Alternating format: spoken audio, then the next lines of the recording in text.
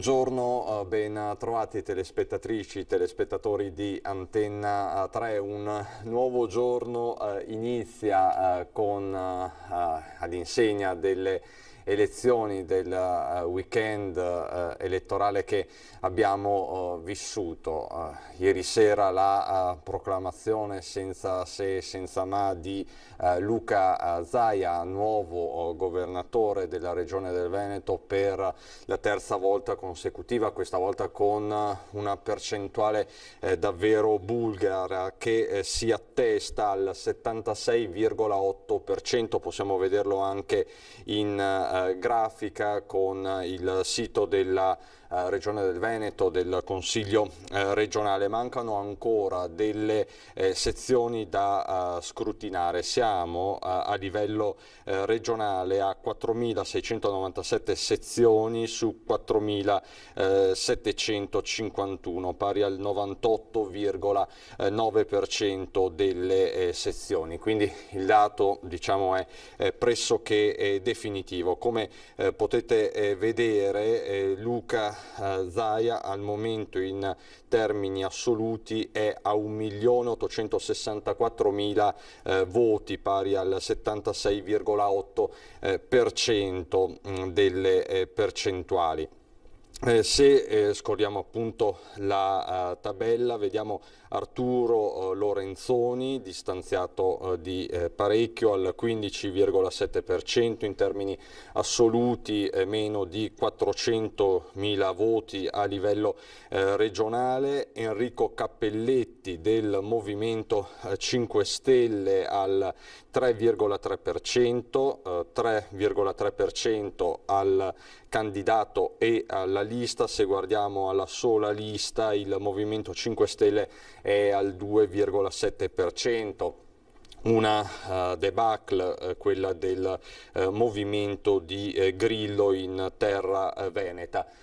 Tutte le altre liste, tutti gli altri candidati presidenti sono sotto la soglia dell'1%, così Paolo Girotto del Movimento 3V, movimento che è fermo allo 0,9%, in termini assoluti parliamo di 21.476 voti. C'è poi il Partito dei Veneti, diciamo il partito indipendentista del consigliere uscente Antonio Guadagnini, siamo allo 0,8%, poco più di 20.000 voti. Sotto i 20.000 voti a 18.366 al momento Paolo Benvenu, che rappresentava, se vogliamo, l'anima comunista di questa tornata elettorale. Male anche Daniela Sbrollini, che rappresentava Italia Viva, quindi il partito di Renzi, che non si è affermato a livello nazionale in Veneto.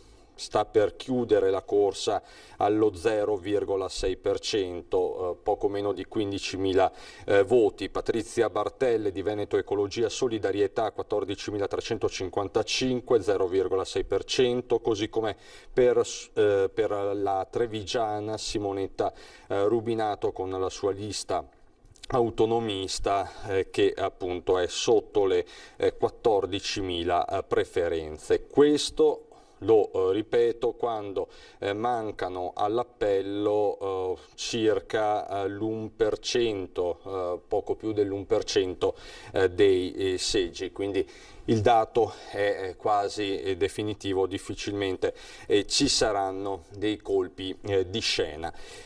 Questo sul fronte del voto. Ovviamente poi si aprono tutte le partite interne. Il vero e proprio derby è stato quello tra la lista di Luca Zaia e la Lega di Salvini, la lista Zaia che ha di fatto triplicato la Lega, un dato che sta facendo discutere parecchio anche a livello nazionale. Lo possiamo vedere nel dettaglio. La lista Zaia di fatto vola verso il 1.000.000 di preferenze, con il 44,6% del totale. La Lega salviniana, per intenderci, è al 16,9%.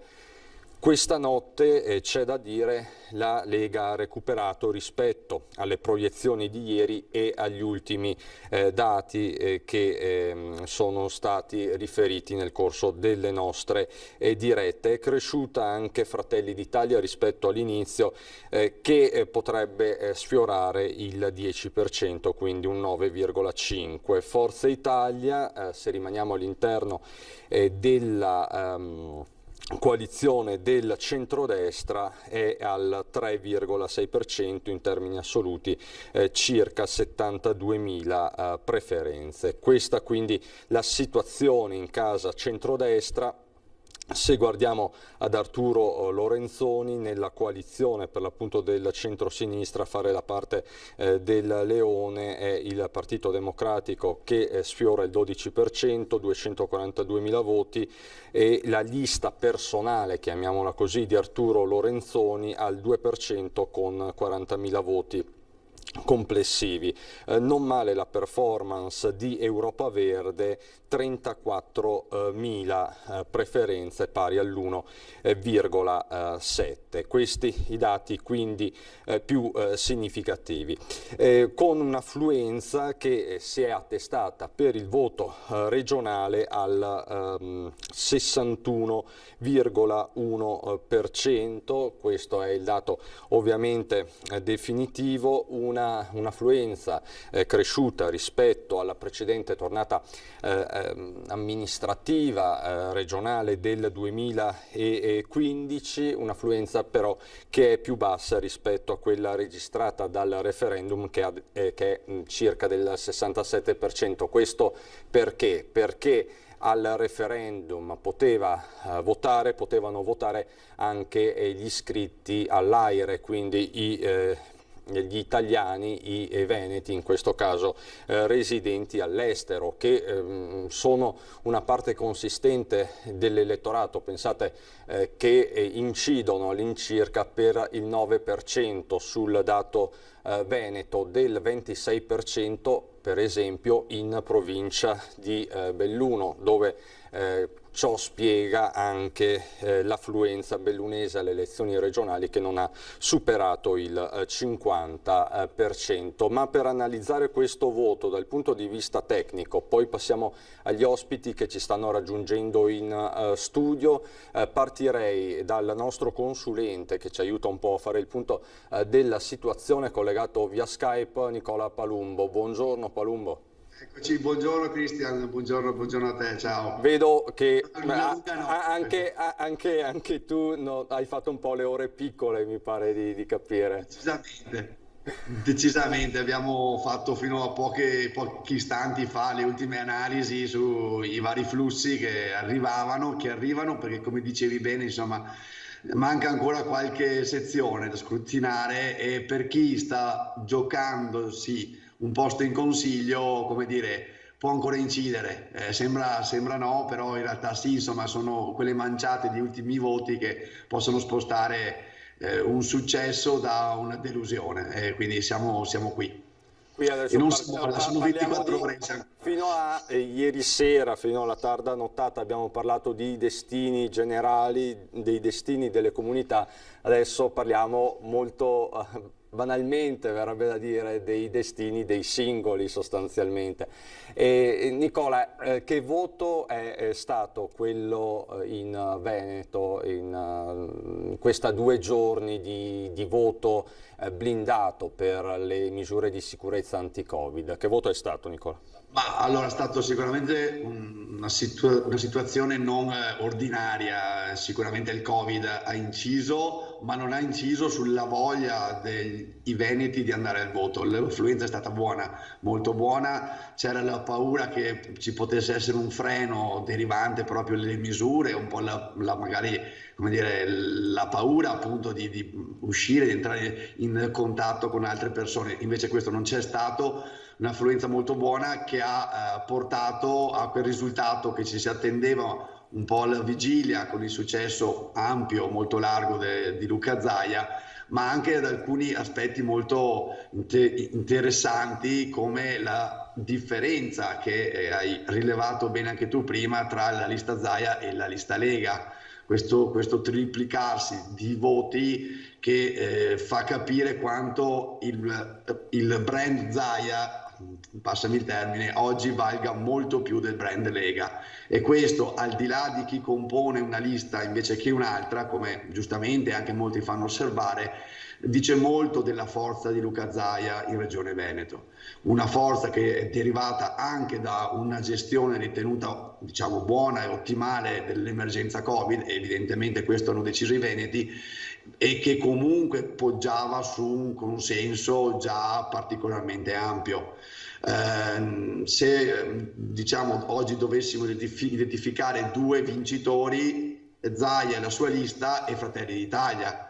Dicevi bene tu, un partito che sfiora il 10%, una lista che sfiora il 10% e che è poco sotto, se guardiamo bene i voti che prende la lista Lega. È chiaro che il fattore Zaia incide molto, è altrettanto chiaro che quando si andrà tra 12 mesi a votare, anzi tra 6 mesi, che ormai perdo il senso del tempo, alle amministrative locali del territorio, che ce ne saranno ancora a maggio, non si potrà non tenere conto di una forza emergente come quella di Fratelli d'Italia e di una forza che deve fare un attimo un ragionamento interno come quella della lista Lega, perché una flessione di questo tipo è una flessione che c'è.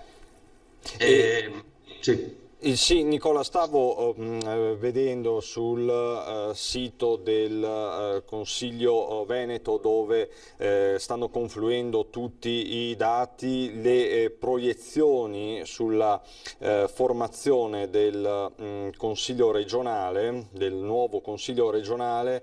La maggioranza di centrodestra, così come stanno le cose, avrà 41 seggi, 8 spetteranno invece alla coalizione di Lorenzoni. Per il Movimento 5 Stelle la debacle, nel senso il Movimento 5 Stelle allo stato attuale rischia di non fare nemmeno un consigliere regionale a Palazzo Ferrofini. Questo perché ci sono le soglie di sbarramento, Nicola?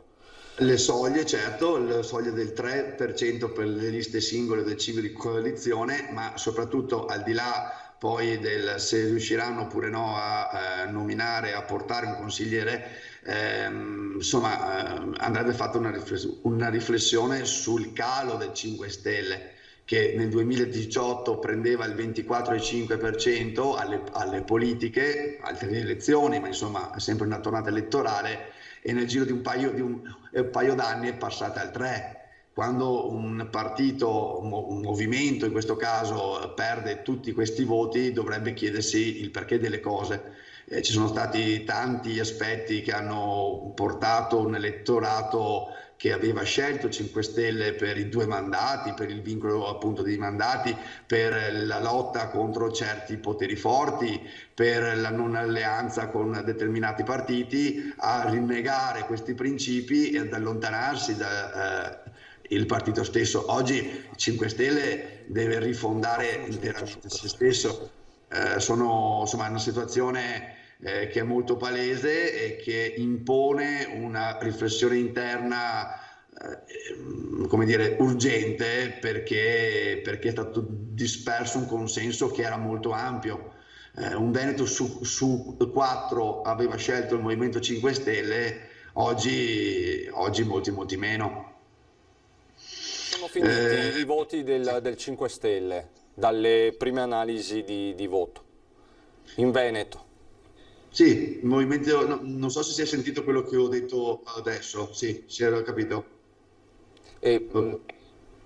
Di pure, Nicola, ripeti. No, perché non so se si era sentito quello che avevo detto sul Movimento 5 Stelle. Ora, diciamo che il Movimento 5 Stelle, che nel giro di un paio d'anni ha perso una fetta molto importante del consenso che aveva in Veneto, è passata dal 24,5% delle politiche del 2018 al 3% delle regionali di oggi, deve interrogarsi su che cosa è andato storto. Certo. Perché qualcosa è andato storto e alcuni cardini che avevano portato una buona parte dell'elettorato veneto a scegliere il Movimento 5 Stelle oggi sembrano venuti meno. Il vincolo dei 2 mandati, per esempio, o anche le non alleanze con certi partiti ritenuti non idonei in un'alleanza che poi invece sono diventati parte di un governo. Insomma, tante cose che hanno portato uno scoramento, uno scostamento da parte dell'elettorato 5 Stelle e che hanno visto poi portare al crollo, insomma, dal 24,5 al 3 in 2 anni è una disfatta a livello politico. È chiaro che dovranno interrogarsi oggi su come ripartire e come ricostruire. Lo stesso credo che si possa dire per il centro-sinistra, che troppe volte si è scontrata e schiantata contro il fenomeno Zaia, che sicuramente è molto forte, l'abbiamo visto e non bisogna forse aggiungere altro, però non è mai stato capace di costruire dopo una sconfitta. Il primo passo per vincere un giorno è quello di capire cosa si è sbagliato oggi, di fare squadra, di ripartire da certi principi, da certi punti. Ogni volta invece noi vediamo che il candidato presidente, dopo aver perso, se ne va. E questo è un modo non buono per costruire per la tornata successiva.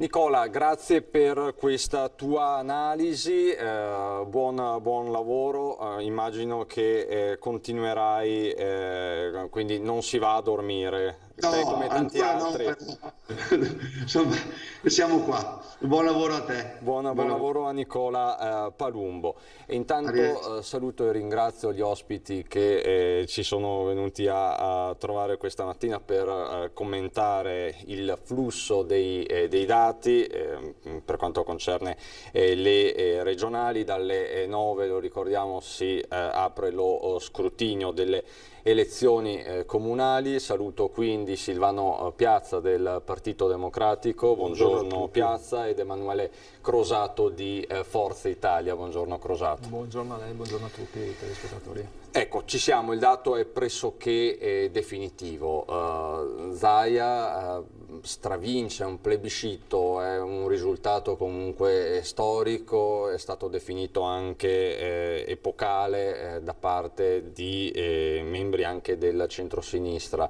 Piazza, lei che lettura dà a questo voto? Era così atteso? Ma credo di questi sondaggi si parlava già da mesi. È una campagna elettorale che va avanti da mesi senza interlocutori, senza spazio per gli altri, e da un lato va riconosciuto la capacità dialettica del personaggio, ma di una squadra che in qualche modo fa squadra. Dall'altro abbiamo compagini che non hanno fatto altro che non esprimere dei leader in questi anni, che si sono divise, e quindi abbiamo fatto di tutto per tirar fuori l'anima dorotea del Veneto, che è sicuramente diversa da tutte le altre regioni, e quindi siamo arrivati al punto più alto tra la capacità gestionale di una forza politica e di una leadership contro l'incapacità degli altri di aggregarsi e di formare leadership. Il suo è un atto d'accusa molto netto nei confronti del suo partito. Non è un atto d'accusa, perché secondo me prendere atto che Lorenzoni è arrivato gli ultimi 6 mesi, quando avevamo 5 anni di tempo per preparare dei leader, dei riferimenti, non soltanto per una elezione regionale ma anche nel territorio, significa non avere la capacità di distinguere tra chi è bravo in segreteria, tra chi è bravo a prendere voti e anche a una modalità di lavoro che c'è bisogno per avere dei consensi. Cioè, qui oggi abbiamo tutto quello che non è Zaia, tutto quello che non è Zaia è acqua, è neve al sole. E questo è un dato di fatto, cioè perché se adesso togli Zaia, anche tra i candidati del resto. Sì, ci sono dei leader che sono visibili perché sono assessori, consiglieri regionali e quant'altro, però oggettivamente abbiamo visto anche Forza Italia, il risultato delle altre liste minori, abbiamo visto anche proprio la lista Salvini. Il resto del mondo deve tutto farsi delle riflessioni. Crosato, dalla sua prospettiva di centrodestra, lei di Forza Italia, questo Zaia che si è abbattuto come uno tsunami anche contro, diciamo, i suoi storici alleati. Il ridimensionamento della Lega tutto sommato è evidente, così come quello di Forza Italia, che comunque potrebbe portare in Consiglio regionale, stando appunto alle proiezioni, 2 consiglieri. Non era scontato neanche questo. Qual è la sua percezione, qual è la sua analisi a caldo? Beh, osservando i dati sembra quasi che sia stata un'evoluzione di un grande comune. Sembra quasi non un'elezione regionale, ma un'elezione di un comune, dove praticamente il candidato sindaco, in questo caso il presidente Zaia, ha fatto il pieno con la sua lista personale, e tutte le altre liste hanno pagato dazio. Quindi il dato, l'analisi è quello. È certo che se guardiamo il risultato in sé, 76%, perdonatemi la battuta, sembra quasi un referendum o una domanda fuori dalle scuole: se vuoi bene alla mamma. Cioè, il dato praticamente è quello, è scontato. E è scontato innanzitutto penso per il buon governo del Presidente di questi ultimi 10 anni, è scontato perché comunque, come diceva l'ex sindaco Piazza, mancano magari dei leader regionali negli altri partiti, e quindi questo dato viene a premiare comunque la sua persona. Se analizziamo all'interno della coalizione, diciamo che usciamo un po' tutti con le ossa rotte, perché comunque la lista Lega viene triplicata dalla lista Zaia. Una buona affermazione da parte di Fratelli d'Italia, ma non in linea secondo me con il nazionale, e Forza Italia che paga dazio, dovuta più che altro se guardiamo anche i nomi in lista, hanno preso voti tutti i leader territoriali, quindi comunque siamo passati da una dimensione regionale, dove avevamo dei leader regionali, a dei leader territoriali a cui servirà del tempo per affermarsi e farsi conoscere. Allora, intanto io vi ricordo che alle 11 ci sarà una conferenza stampa proprio di Zaia al K3 che trasmetteremo in diretta, quindi ci saranno delle comunicazioni non solo di carattere politico, perché comunque poi l'attività amministrativa va avanti. Comunque lo scopriremo nel corso della mattinata. Per il momento l'appuntamento ai giornalisti è stato dato alle 11 questa mattina al K3, che è il quartier generale della Lega Treviso. Mi verrebbe da dire il fu quartier generale della Lega Treviso, perché ormai è il quartier generale di Zaia. E ieri sera ce ne siamo resi conto un po' tutti, perché anche questa presenza tutto sommato a latere del segretario della Lega Fontana, comunque le persone che lì erano accorse, che sono accorse alla K3, non erano più semplicemente militanti della Lega, ma era un popolo anche trasversale per certi versi, e alla trasversalità in qualche modo ha fatto appello lo stesso Zaia, che poi sentiremo dicendo: sarò comunque il garante di tutti. Intervistato da noi, dalle emittenti nazionali, ha ammesso lui stesso che i suoi elettori non sono necessariamente della Lega e che arrivano anche da altri partiti. Io vi ricorderei proprio a titolo di elenco i comuni che sono andati al voto e per i quali si procederà a spoglio a partire dalle 9. Sono 8 in provincia di Belluno, con il caso di Voltago Agordino, che ancora una volta sarà commissariato, quindi continua il commissariamento a Voltago, a Gordino. Questa storia in particolare ripropone il tema dei problemi, soprattutto nelle zone di montagna. Nel Bellunese si è votato per il rinnovo delle amministrazioni comunali di Borca di Cadore, Colle Santa Lucia, Gosaldo, San Vito di Cadore, Valle di Cadore, Vodo di Cadore e Voltago per l'appunto e Zoppè sempre di Cadore. 8 comuni in provincia di Padova, da Bovolenta, Campodarsego, Casale di Scodosia, Castelbaldo, Due Carrare, Pernumia, Sant'Angelo di Piove di Sacco, Vighizzolo d'Este. In provincia di Rovigo si andava al voto solo a Villadose. In provincia di Treviso la sfida principale riguarda Castelfranco Veneto. Tra l'altro nel corso della mattinata ci collegheremo a partire dalle 9 proprio con la città del Giorgione, Arcade, Chiarano, Spresiano e Vidor. Chiarano che ha scongiurato assolutamente il commissariamento.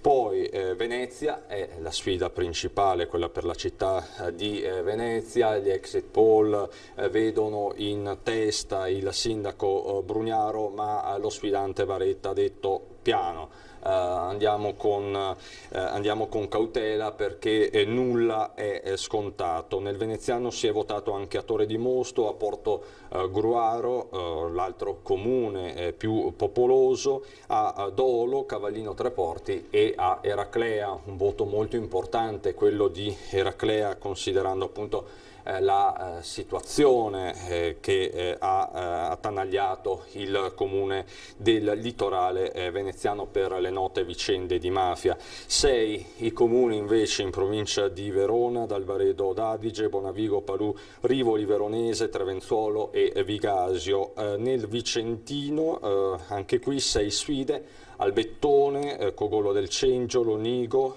quella più importante, il comune più popoloso, quello che potrebbe andare al ballottaggio, a Amalo, a Posina e a Recoaro Terme. Questa quindi la panoramica nel Veneto. Tutti i collegamenti del caso da Venezia a Castelfranco e non solo, a partire dalle 9 per vedere insieme quanto poi influirà il voto delle regionali, questo super Zaia, possiamo definirlo così, anche proprio nel voto più territoriale, nel voto dei sindaci. Ecco, voi siete entrambi degli amministratori locali. Lei Piazza è attuale vice sindaco a Silea, è stato sindaco per tanto tempo in questo comune importante della cintura urbana di Treviso. Le chiedo, a livello locale, quanto inciderà nelle amministrazioni comunali questo effetto Zaia? Ma sicuramente inciderà, perché comunque il gruppo Zaia Lega amministrerà il Veneto, avrà più consiglieri e nel territorio a cascata già incideva finora e inciderà sempre di più. C'è un controllo, al di là poi del successo personale di cui nessuno mette in discussione, c'è un controllo materiale della Lega sul territorio, con gli investimenti pubblici, la qualità degli investimenti, il controllo sulle partecipate, per cui ci sarà ancora da parte dei pretoriani veramente credo un'entrata nella società civile ancora più forte. È chiaro che le elezioni comunali sono sempre una variabile, cioè è vero che Zaia ha preso sicuramente tanti voti personali per forza propria e per demerito di altri, è tant'altro vero che queste variabili possono cambiare. Non mi stupirei se fra qualche anno potesse esserci un'implosione anche della Lega stessa, una spaccatura, cioè alla fine anche questa grande bandiera dell'autonomia sbandierata ai 420 per ormai 3 decenni dovrà trovare giocoforza realizzazione, quindi probabilmente ci saranno delle situazioni in movimento. Abbiamo visto che Salvini aveva ipotizzato 7-0 e ha perso la partita, non so se è lui che quando fa previsioni sbaglia sempre, però è un dato oggettivo. Significa a un certo punto che l'Italia è diversa, è complessa. Questo è un grande risultato, pone dei grandi interrogativi sul Veneto. È probabile che certi risultati dovranno essere fatti anche insieme con gli altri partiti, anche se bastonati. Pone l'altra grande questione della forza degli altri. Questo è il grande, cioè qui ha giocato il Barcellona contro la squadra di terza categoria, non c'è neanche stato, perché? Ma anche perché gli altri non si sono allenati, cioè gli avversari, cioè guardiamo anche chi non ha superato il 3%, cioè abbiamo avuto tante liste, tante liste che non hanno superato il 3%. Perché si sono candidate? Che cosa hanno voluto fare? Chiaro, la democrazia è legittima, cioè tutti hanno il diritto di dimostrare, ma quando si è sotto l'1% ha senso spendere soldi, risorse, cioè veramente qui c'è il grande interrogativo in questa forbice tra un Zaia e il vuoto che c'è dall'altra parte. Questa è la grande questione, per cui chi la pensa in maniera diversa dovrà rivedere tutta una modalità di confronto. Crosato, Forza Italia resiste tutto sommato rispetto anche a quelle che potevano essere le previsioni più nefaste. Però ricordiamo che Forza Italia proprio in Veneto ha avuto probabilmente i suoi massimi exploit ai tempi di Galan. Parliamo quindi di una forza politica che per anni ha governato il Veneto. L'impressione è che Forza Italia in Veneto debba ancora riprendersi dallo shock del Mose per certi versi. È un'analisi che resta in piedi, che funziona anche oggi, cioè scontate l'onda lunga di quello che è stato il Mose, degli scandali, perché fate così fatica a risollevarvi nella terra che vi ha portato in alto, perché di questo stiamo parlando, in passato. Credo che l'analisi che ha fatto sicuramente è fondata, però farei più che altro due osservazioni. La prima è che non possiamo andare a prendere i dati di queste regionali perché comunque c'è stato un forte personalismo. Purtroppo sono mancati i partiti, sono mancati anche l'identificazione delle persone in un partito. Qui invece hanno identificato con una X la persona, in questo caso il presidente Zaia. Quindi era difficilissimo andare a individuare un partito cercando una persona. Mentre la seconda cosa, forse sicuramente legata a Forza Italia, è che siamo passati da un partito nazionale a un partito locale. Io penso questo, da un partito in cui avevamo una chiara leadership forte, siamo passati a un partito in cui abbiamo dei leader locali che momentaneamente sono dei leader troppo piccoli per esprimersi in una votazione del genere. Comunque se analizziamo solo il singolo dato siamo comunque sui 75.000 voti, quindi diciamo che e sono quasi tutte, la cosa strana è che sono quasi tutte preferenze, quindi vuol dire che la persona, anche in questo caso vince la persona sul partito, quindi si vanno a identificare dei leader, gli si dà la preferenza ma non si vota più il partito. Diciamo, Crosato, che per Forza Italia si è scongiurato comunque il pericolo della scomparsa dallo scacchiere, diciamo così, politico regionale e quindi dalla stanza dei bottoni di Palazzo Ferrofini. Pare, sì, insomma. Attenzione però che sarà anche molto interessante come il presidente Zaia andrà a nominare la giunta. Il presidente Zaia è sempre molto attento agli equilibri nella regione e anche nella nostra provincia, quindi credo che andrà a tener conto di questo dato, che comunque abbiamo pagato dazio tutte le altre liste, come avviene quando praticamente c'è un comune, un grosso comune, poi quando si va a nominare l'esecutivo del comune si deve tener conto del fatto di chi ha pagato dazio rispetto ad altri. Quindi Lei sta dicendo in maniera molto molto elegante che insomma aspetta un assessorato a Forza Italia. credo che Cortesia vorrebbe, che sia opportuno, e anzi sono convinto che il Presidente Zaia ascolterà questa con la grande sensibilità che ha sempre dimostrato verso Forza Italia. Perché adesso appunto si apre questa partita, si apre una stagione tutto sommato dei lunghi coltelli, perché succede sempre così, anche se poi diciamo che con questo risultato Zaia può fare il bello e il cattivo tempo anche su questo Anche fronte. un monocolore. Appunto. Anche il monocolore potrebbe fare. Non è che... Nessuno glielo contesterebbe a questo punto. Ma io adesso non devo mettermi in casa degli altri, io analizzo soltanto il fatto che c'è stata una elezione quasi scontata, purtroppo, una partita mai giocata, chi si è allenato per mesi e chi si è ritrovato il venerdì sera a fare un po' di riscaldamento per la partita della domenica. Quindi oggettivamente in Veneto non c'è stata partita. Non mi preoccupa tanto la vittoria di Zaia, perché insomma è inutile che poi ci giriamo attorno, ormai la davamo già per scontata come il 25 di dicembre che è Natale, no? Lo si diceva già qua in questa TV, lo si diceva nei giornali, quindi il vero problema è che gli altri non sono in grado di organizzare.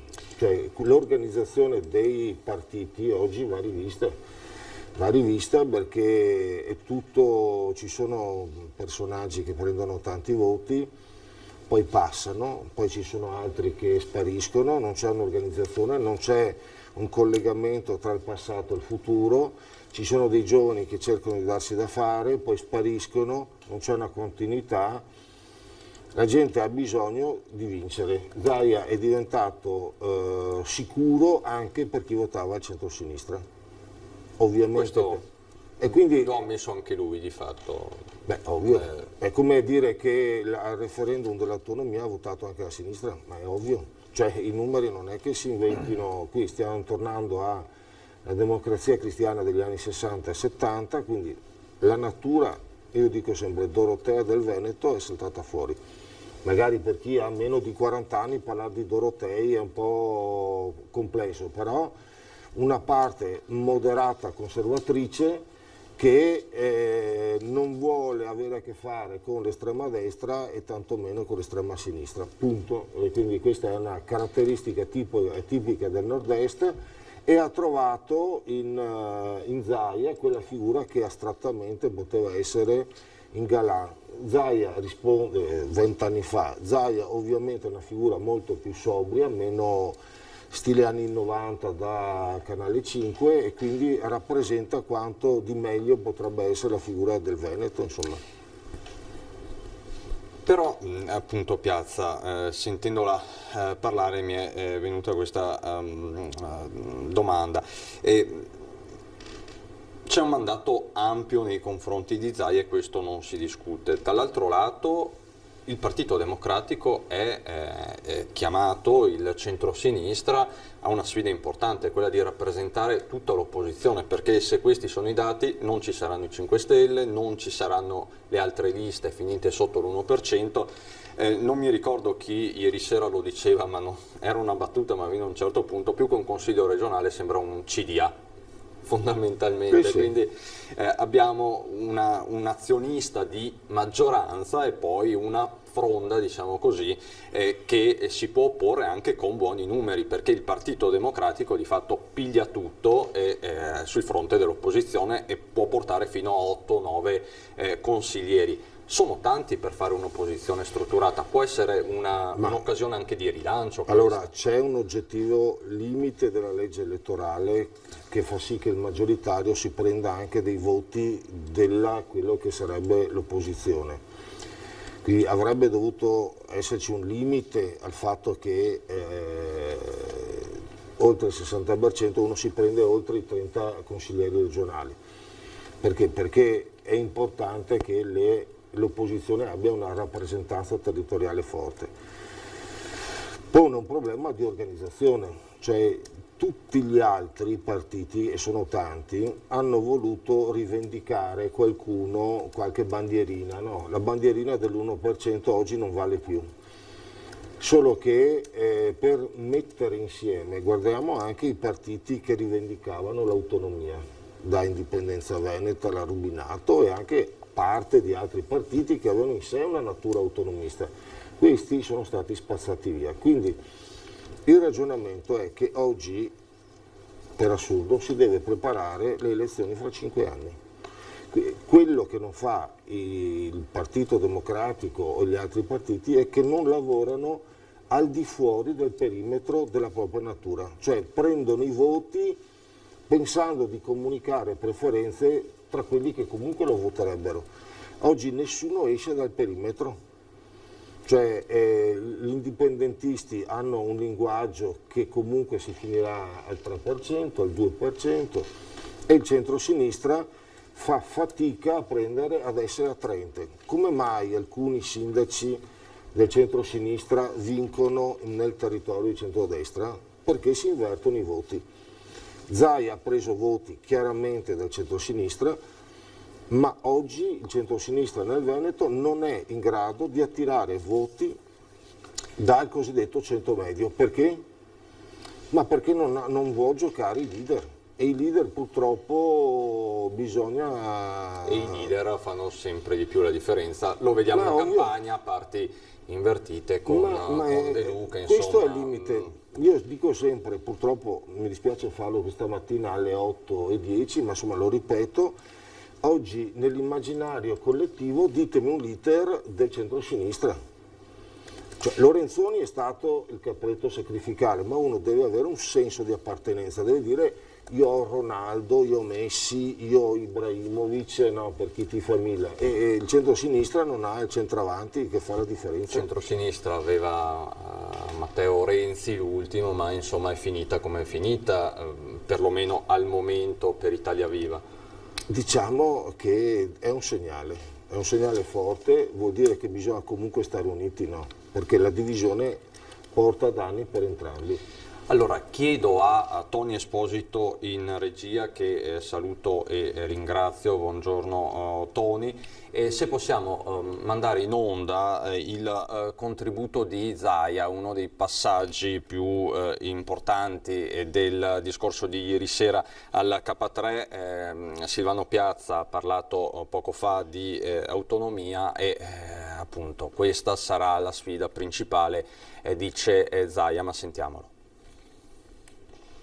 Vedo che si fa molta festa per questo risultato, a me dà molta responsabilità, ce l'ho io, la portiamo a casa questa responsabilità, ce l'hanno tutti gli uomini e donne, i ragazzi e ragazze che hanno corso con me, è una responsabilità grande, è una responsabilità che condivido con loro, è un voto dei Veneti per il Veneto, è un voto dei Veneti per il Veneto. È un voto importante, quando dico Veneti intendo i Veneti che sono qui da generazioni, penso ai Veneti che hanno scelto questa terra e sono Veneti di adozione e penso anche agli ultimi arrivati che hanno un progetto di vita in Veneto. Penso che questi valori, questi risultati elettorali, mi si dice che sono i primi della storia, vadano in questa direzione. Qualcuno si chiederà, ma alla fine quale sarà l'obiettivo? Beh, l'obiettivo noi ne abbiamo uno solo, portare a casa l'autonomia, punto e basta.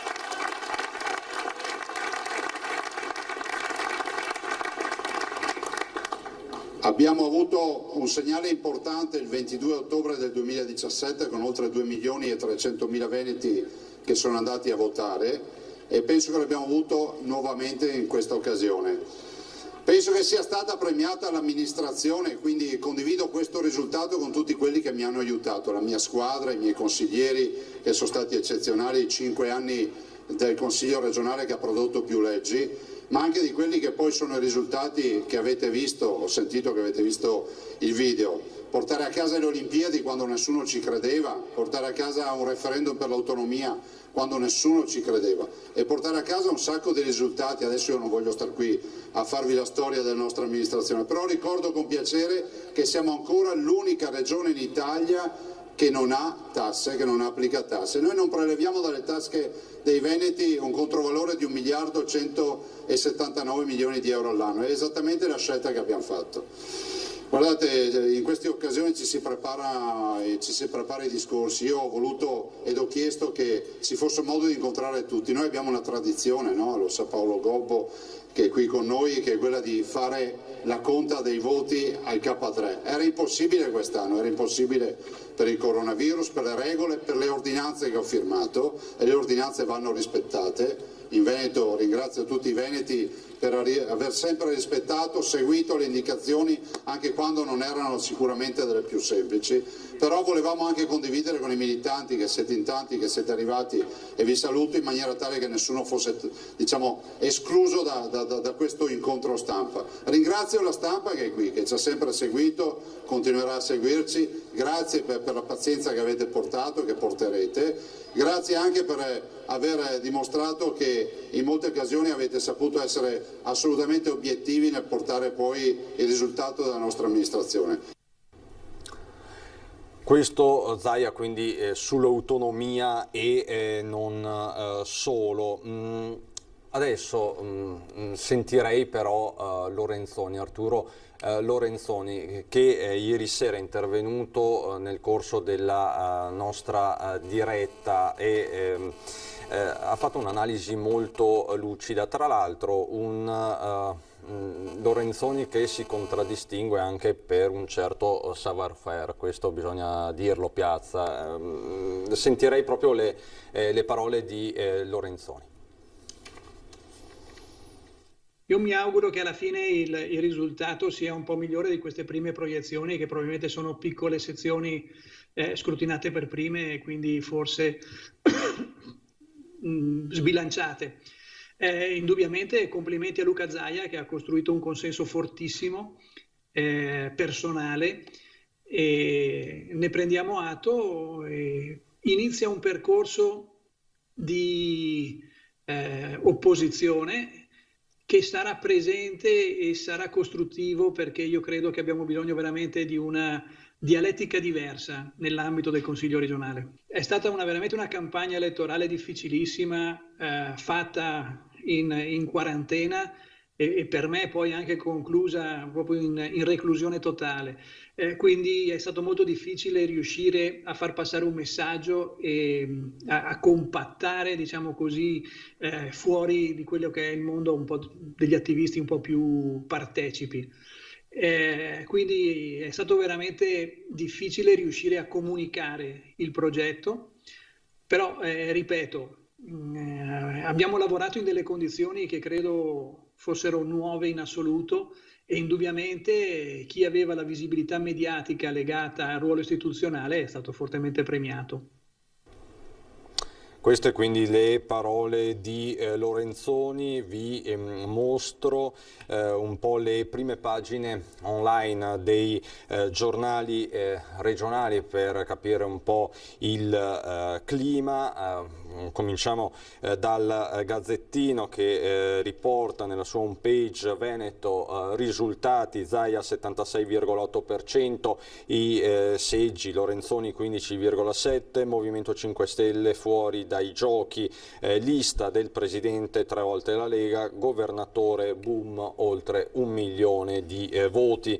Questo il Gazzettino del Nord-Est. C'è poi il Mattino di Padova, Tribuna di Treviso, Corriere delle Alpi, quindi i quotidiani del gruppo Gedi. Zaia rieletto con il 76%, la sua lista triplica i voti della Lega, Movimento 5 Stelle fuori dal Consiglio. La formula adottata dai quotidiani Gedi è ancora interrogativa. C'è poi il Corriere del Veneto, che apre invece con una sorta di editoriale di Alessandro Russello: e ora Luca dovrà competere con se stesso. Possiamo vedere anche la pagina del Corriere del Veneto, che dice: Zaia in Veneto travolge tutti, la sua lista vale il triplo della Lega, Salvini non temo il confronto, regionali 2020 quindi in Veneto, Zaia a Valanga, dato finale.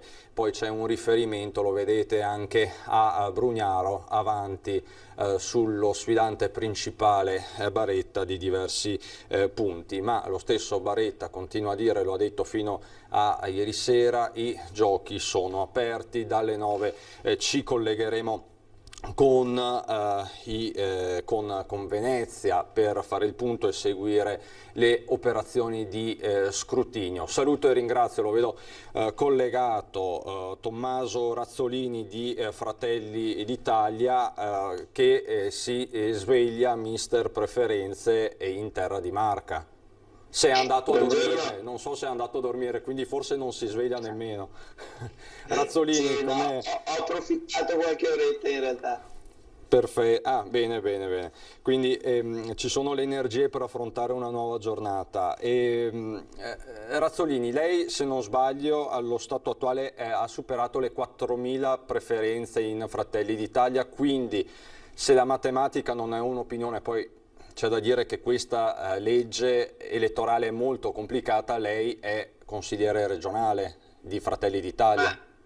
Aspettiamo lo spoglio e la conta di tutte le sezioni che ancora manca, quindi sto ancora cauto a dare il risultato, perché ho tanti messaggi che stanno chiedendo il motivo perché ancora non gli ho risposto come è andata. È andata bene a livello di voti, adesso dobbiamo capire se effettivamente nel conteggio il collegio di Treviso sarà un collegio che scatterà per Fratelli d'Italia, quindi appena lo capiamo poi dirameremo la notizia.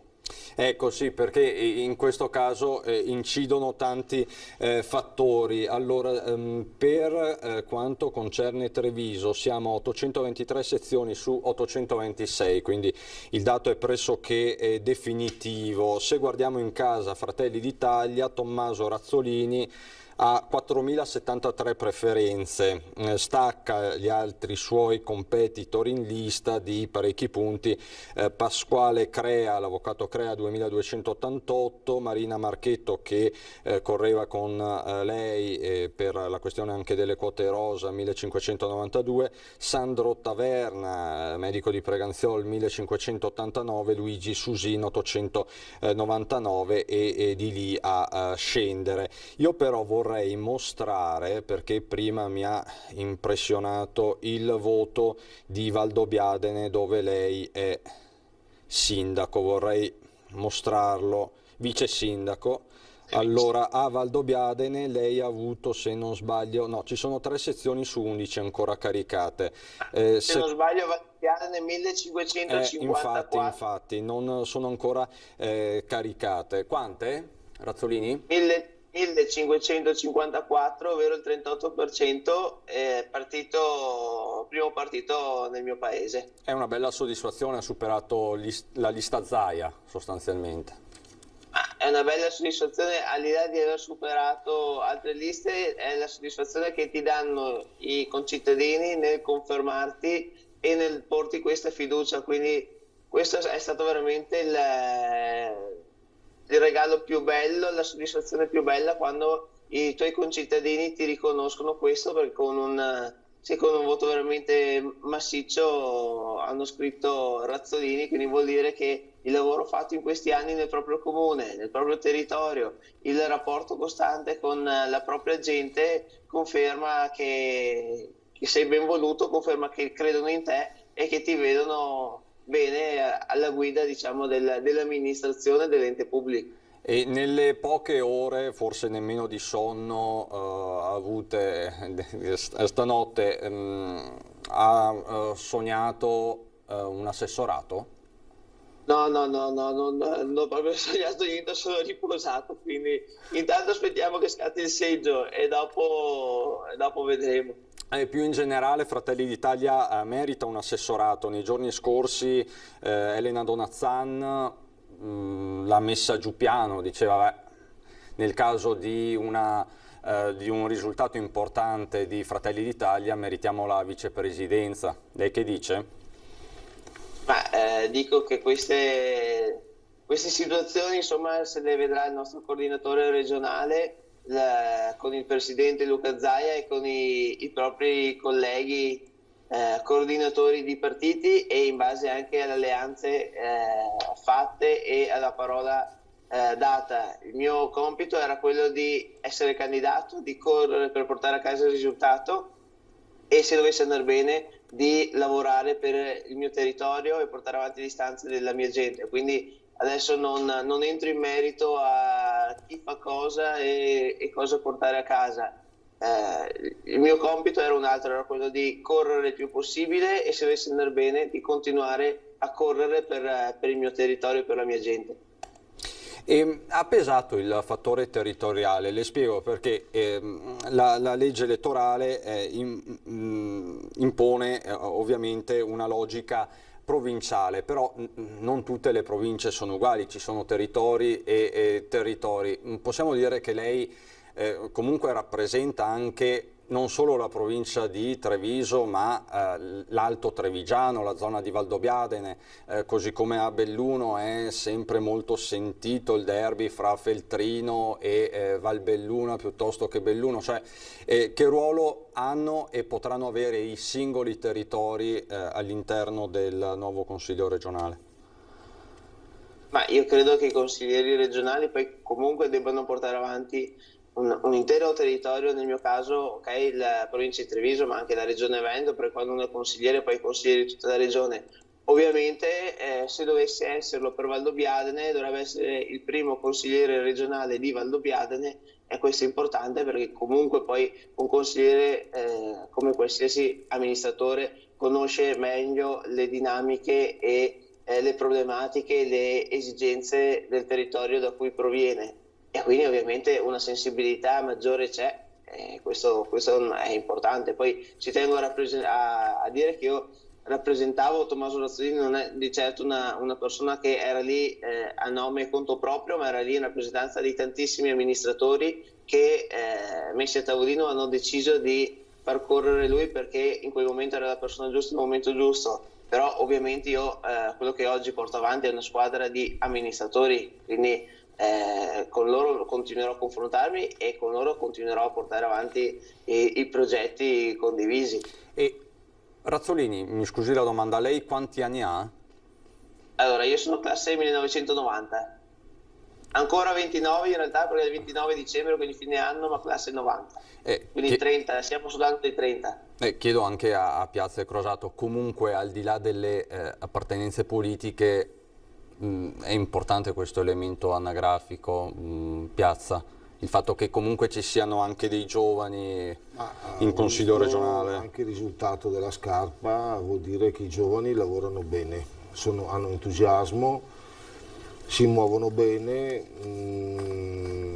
mettono il cuore, non hanno l'esperienza, però nel suo caso l'esperienza già amministrativa c'è, perché da vice sindaco sta lavorando, ovviamente conosce Valdobbiadene e le colline molto molto bene, per cui è stato anche aiutato da tanti amici che hanno, immagino, corso, cosa che invece chi ha una mezza età non ha agli amici che non corrono più, e questa è la grande differenza. Oggi i giovani hanno dei movimenti sia attraverso i social, ma anche quell'entusiasmo che chi ha qualche anno in più non ha più. Quindi, la crisi di mezza età si vede anche in politica, Piazza. Ma io direi proprio di sì. Purtroppo qual è il ragionamento? Mi auguro, intanto a te, se sei ancora in ascolto, di aver fortuna e di andare in regione, te l'auguro veramente di cuore. Avanziamo tutti noi un brindisi dalle tue parti a festeggiarti, perché te lo meriti anche per lo stile e il linguaggio con cui ti stai muovendo, per quello che ti ho conosciuto, perché lo stile e il modo sono importanti.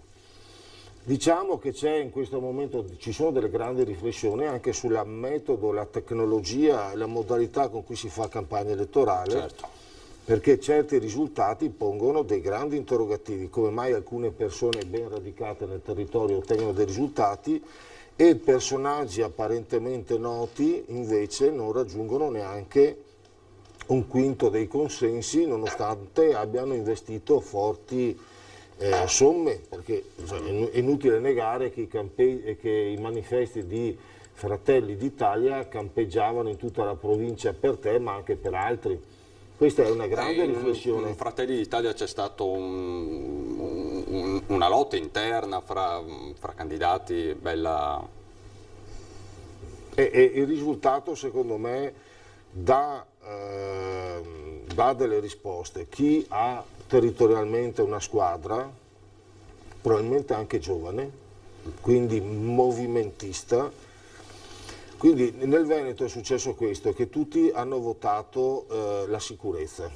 La sicurezza è Zaia, perché i veneti hanno bisogno di punti di riferimento, per quanto la società sia fluida, come si dice, liquida, dove tutti insomma, in qualche modo ci comportiamo con tanti difetti, responsabilità, errori, eccetera. Alla fine in politica vogliamo la certezza, però ci sono delle risposte anche verso i giovani positive che aprono delle prospettive importanti. E tra l'altro anche Crosato ha avuto un buon risultato, perché stiamo andando verso le 1000 preferenze, se non sbaglio, nel suo caso, quindi con una lista come Forza Italia più ridimensionata rispetto anche a Fratelli d'Italia non è comunque un dato da sottovalutare. No, assolutamente, faccio i complimenti e saluto l'amico Tommaso. Però sì, non è assolutamente una scoperta, non è da oggi che si scopre il suo attaccamento al territorio e anche la sua capacità di attrarre voti. Era con noi in Forza Italia, era già un leader locale già allora, quindi assolutamente non si scopre, tant'è che anche le scorse comunali aveva fatto un ottimo risultato. Bene, allora saluto Razzolini, buon lavoro, buona giornata a Tommaso Razzolini. Chiedo ai miei ospiti se possono rimanere ancora un po', se non ci sono problemi. Allora, adesso c'è qualche istante di pubblicità e rientriamo subito dopo.